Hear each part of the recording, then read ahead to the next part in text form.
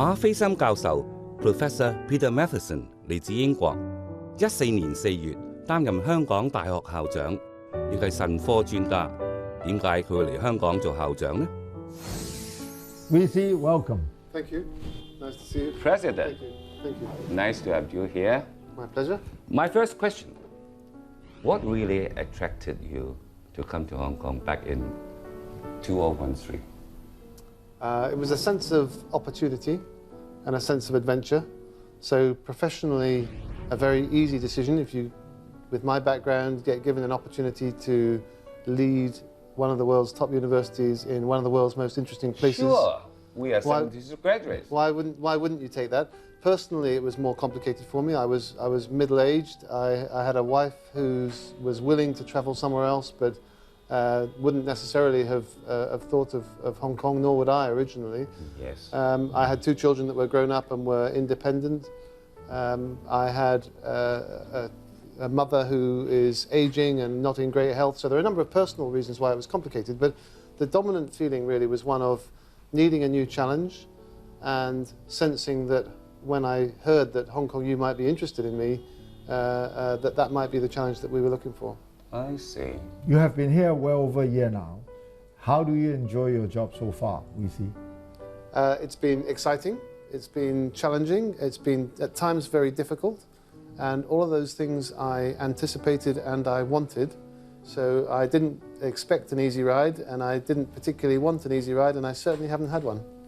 Well, you were quoted in Financial Times a few months ago that you said in the few months you've been here, you have learned a lot. What have you learned? I've certainly learned a lot. I've learned a lot about Hong Kong. I've learned a lot about Asia and about China.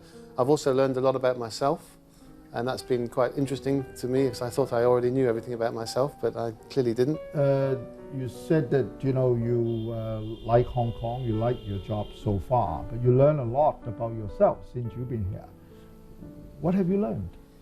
I've learned that I can be pretty self-sufficient as long as I'm personally happy. So for me, one of the key things is whether my wife settled here and was happy to continue to function with me in a role that's very different to the role she had before. When we were in the UK, we lived separate professional lives, really. She did her work and I did mine. In Hong Kong, we do a lot together. This amuses my children no end, the fact that the parents are now spending more time together than we ever used to.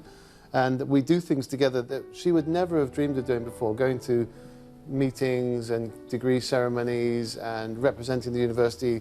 She does it with me a lot, and this is very different. And she and I have actually worked very well together, and I've found that that's in many ways enough for me. People often ask me, do I get much advice? Do I have lots of people telling me how the land lies in Hong Kong? And the answer is yes, of course I do. I get a lot of advice, I get a lot of information.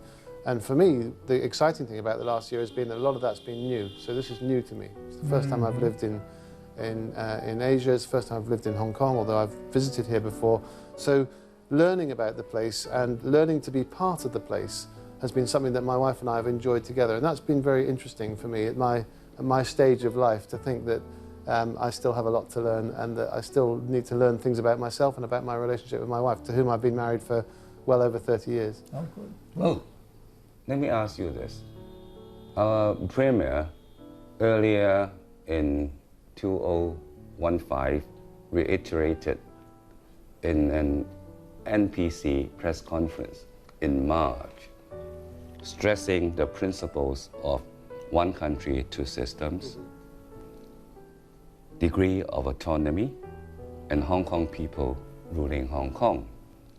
How do you see these principles in the context of your university management?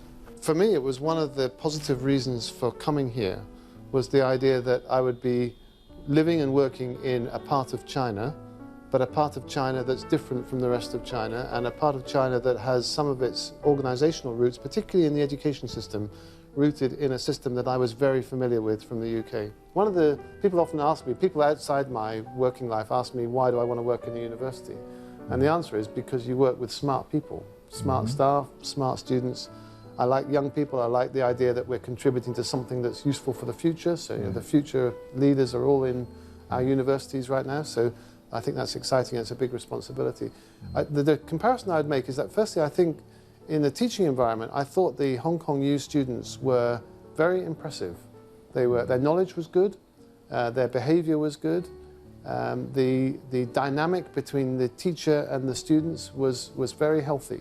And in the UK, that's not always the case. Sometimes in the UK, students are a bit less attentive, a bit less respectful. Really? And certainly, I would say that's a big difference between Hong Kong U and my previous experience. I feel amazed.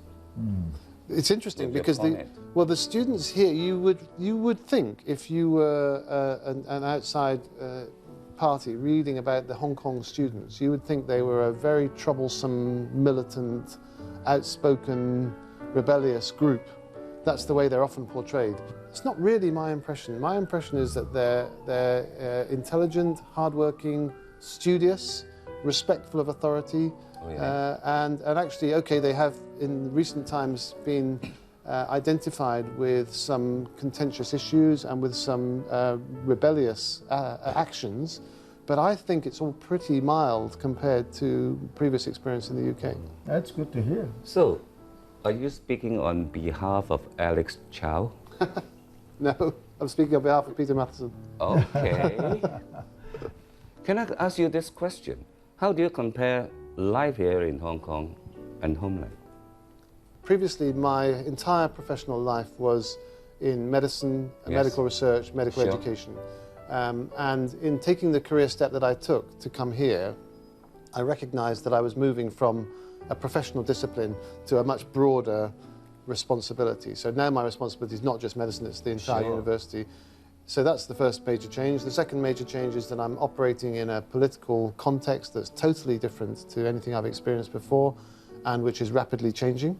So that requires me to be nimble and to think on my feet in a way. Yes, yeah, definitely. Are you saying that you get calls from the Chancellor all the time, telling you what to do, what to do? He's very straightforward. I get calls from all sorts of people all the time. They don't necessarily tell me what to do, but they often give me advice, and sometimes I listen to it. Advice in what sense? I think the extent to which Hong Kong U is a subject of interest, Yes. I take as a big compliment. It's partly because of alumni. You are very true. It's partly because you see it as a compliment. Yeah, I do see it that way, and I do see the fact that the media are so interested in the university, I take as a compliment. It's the only way I can take it. But you asked me for an example. At the university council meeting recently, at which there was nothing very contentious being discussed at that particular meeting. There were 30 or so journalists with live TV cameras and press photographers. Okay. There was also a gathering of students, roughly the same sort of number. This huge clamour outside a university council meeting. Now, in the UK, that would never happen. Nothing of any interest ever happens at a council meeting that would stimulate that kind of interest. And I think, for me, that symbolises in some ways the difference here in Hong Kong. Let me ask you another question on the students. I think at one point, correct me if I'm wrong, you did say that you would like to see the English standard in Hong Kong University being improved. Did I get that right? You did, although I would say it's not just the English standard. I'd like to see language improvement becoming very central to the Hong Kong U experience. So if someone arrives already with very good English, I'd like them to improve other languages, Cantonese, Putonghua, whatever. If they arrive with limited English, I'd like them to improve their English. The reason for the focus on English is that all of our teaching is in English. Can you elaborate a little to let our parents and kids learn more about the importance of English in a city like Hong Kong? And language. Language in general, but English. I mean, two things I'd say. Firstly, I was very struck by a remark made by my previous boss when he came and gave a lecture in Hong Kong, talking about language skills in universities. And he said that he had spoken to some Eastern European students in the UK and asked them whether they resented needing to speak English in order to study in the UK. Okay. And they said no, they just saw English as a technique, a language, a bit like using a computer or being able to write or being able to sing or being able to play a musical instrument. It's literally just a mechanism to communicate. Right or wrong? And I think it's right. I think it's right. And I want the students, the graduates of the University of Hong Kong to be capable of working anywhere in the world. That would be my goal. And I think if they're going to do that, they need to have more than one language.